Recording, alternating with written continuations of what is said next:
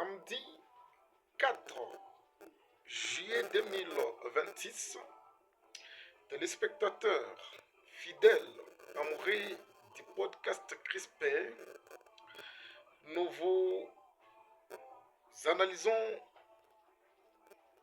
la participation des équipes africaines dans cette Coupe du Monde des Nations où nous allons nous focaliser dans quelques minutes seulement sur la prestation de Léopard de la RDC. Est-ce que nous allons aller sur une question qui taraude les esprits de supporters congolais qui pensent que cette équipe est plus talentueuse que d'autres équipes de la RDC qui se sont passées.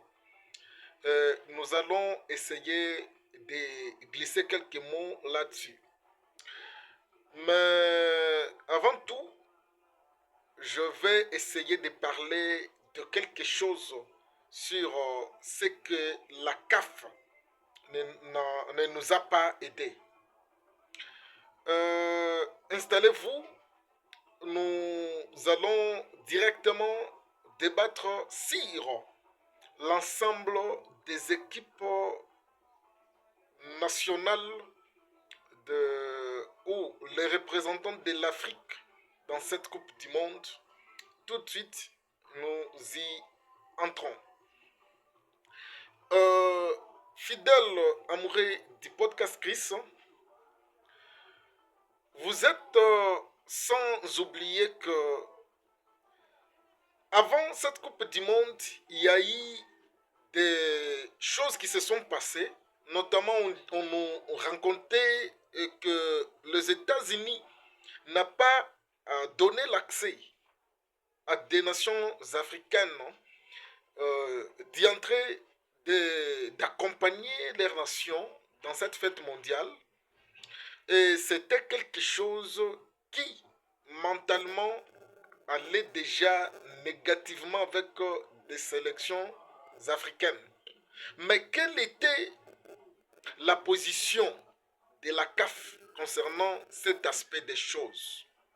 C'est là que nous, étant analystes sportifs, nous n'avons pas compris pourquoi la CAF n'a pas aidé les équipes qui la représentent au niveau mondial. Parce que vous allez voir que lorsque le premier arbitre qui était choisi pour arbitrer le premier match, le match d'ouverture, cet arbitre-là a été refoulé des États-Unis. Quelle était la réaction de la CAF? Question mark.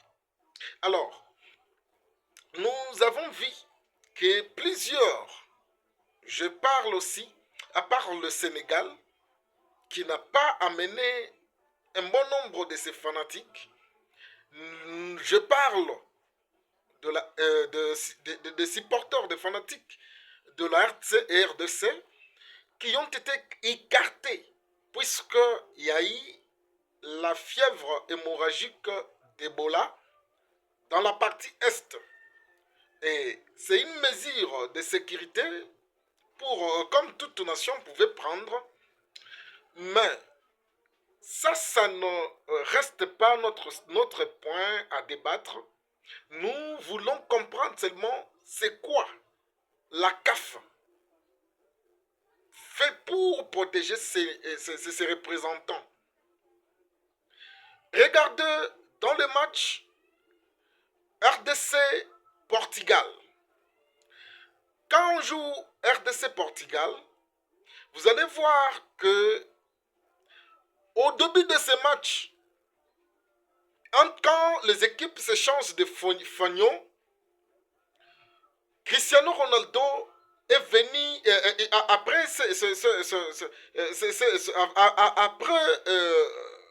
l'hymne national. Les arbitres ont eu un entretien avec des capitaines comme on le fait à chaque début du match.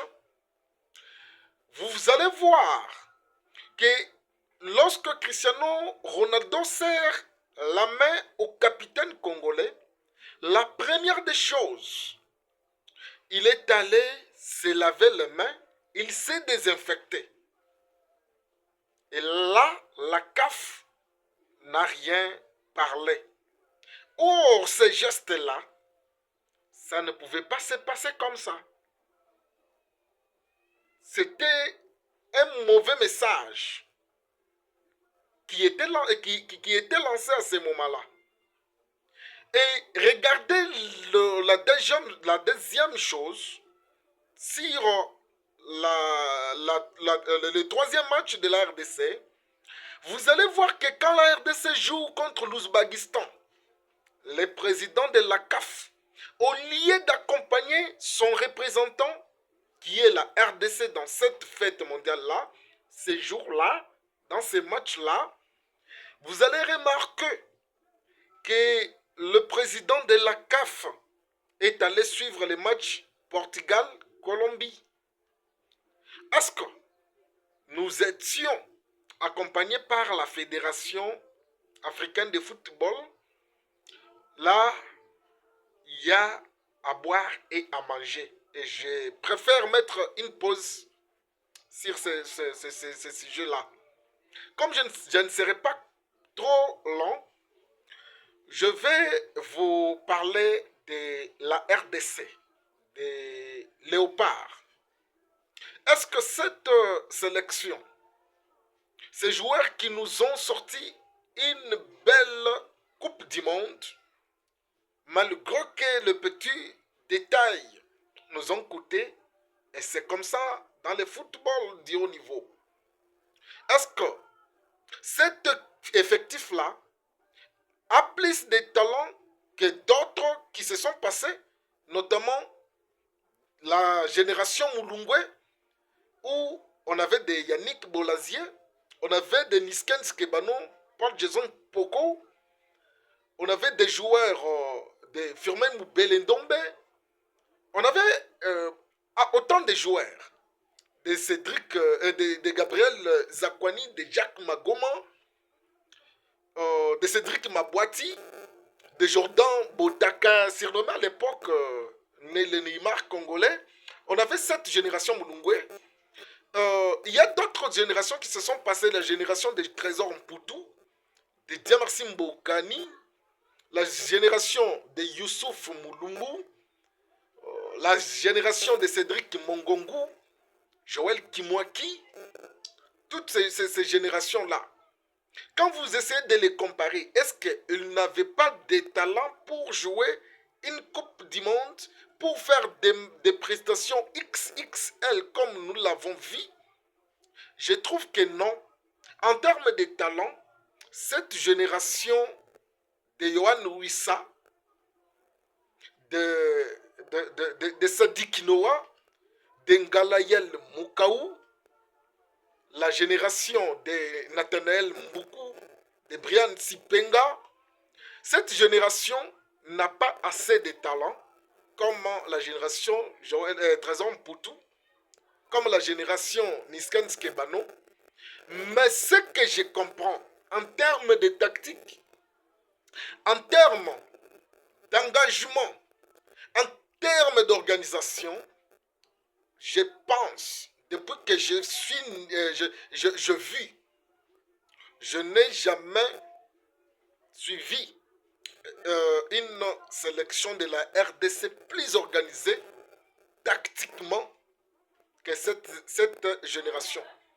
Il n'y a pas d'énormes joueurs talentueux, mais il y a des cracks en termes de tactique. Prenez l'image de Sadi Noah, vous allez voir box to box, vous allez voir l'aspect tactique. Ngalayel Moukaou, tous ces joueurs-là, vous allez voir que oui, la RDC a un avenir radié avec cette sélection. Parce que la tactique, on respecte dans cette génération. C'est ainsi, je me rachetais sur comment faire pour conserver cette équipe. L'équipe que nous avons aujourd'hui, c'est une équipe qui nous donnera probablement et prochainement une Coupe de Nations. Et d'ailleurs, en Tanzanie, Kenya, Ouganda, où nous allons jouer la prochaine CAN, c'est presque à la maison. Et c'est ça l'occasion que cette génération puisse nous donner une CAN. Profitant aussi la situation qui se vit aujourd'hui au Sénégal, dans cette sélection sénégalaise, je trouve que en Tanzanie, avec tous ces fanatiques, tous ces Congolais qui vont traverser, c'est le moment que la RDC puisse nous donner une Coupe d'Afrique des Nations. Mais qu'est-ce qu'il faut faire pour que cette génération puisse aller avec cette motivation-là? Premièrement, il fallait conserver ses staffs techniques. Des sabres, c'est un atout majeur de cette sélection. Parce que c'est lui, l'homme providentiel, l'homme qui, je peux dire, l'homme qui bâtit une équipe joueuse. La deuxième des choses, c'est de garder le noyau de cette équipe-là. Le noyau, c'est quoi? C'est tout d'abord sa défense, ce gardien de but, et aussi quelques piliers dans son milieu de terrain. Mais là où nous voulons que cette équipe puisse se changer, se métamorphoser, c'est en attaque et au niveau du milieu offensif. C'est là que nous aurons besoin de joueurs. Et c'est le moment. Peut-être c'était un retard lorsqu'on devrait négocier pour avoir des visas, des passeports pour certains joueurs qui n'étaient pas éligibles. Je pense peut-être que c'est le moment pour que cette équipe puisse avoir d'autres pions offensifs capables du niveau mondial, capables de rivaliser lorsque vous jouez avec de grands attaquants comme Victor Osimhen par exemple, Guirassy par exemple. À ce moment-là, il y a des joueurs que nous aurons besoin. Parmi ces joueurs-là, n'oubliez pas, le seul attaquant aujourd'hui qui doit seconder Cédric Bakam, peut-être le reléguer sur le banc, c'est le piste de Kalimuendo. C'est un joueur qui doit nécessairement rejoindre la sélection. Hormis les Seni Mayoulou, même si nous connaissons que c'est difficile, ce sont des joueurs que nous avons besoin. Mais pour moi, la priorité c'est chercher un autre milieu défensif. Sinon, Moutoussamy fait son travail, mais l'âge est en train d'avancer. Il faut beaucoup travailler sur Warren Mondo ou bien Roméo Lavia. Sont de milieux modernes qui vont nous faire peut-être oublier Moutoussamy. Ce côté-là, n'oubliez pas des ailiers. Nous avons Sipenga côté gauche et Wissa peut pointer en attaque, mais côté droit. Il faut continuer à aller avec Elia. Je pense à la prochaine CAN, on n'aura pas besoin des ailiers comme Meshek Elia, il a fait son temps, il a donné à la RDC ce qu'il pouvait donner, mais aujourd'hui, il faut amener du sang frais. Et nous avons des joueurs, des ailiers partout qu'il faut nous ramener, qui vont changer, qui vont apporter ce que Sipenga apporte du côté gauche. Je pense, je fais une analyse avec détail. D'ici, portez-vous bien, on y reviendra. Crispé depuis la ville de Lubumbashi.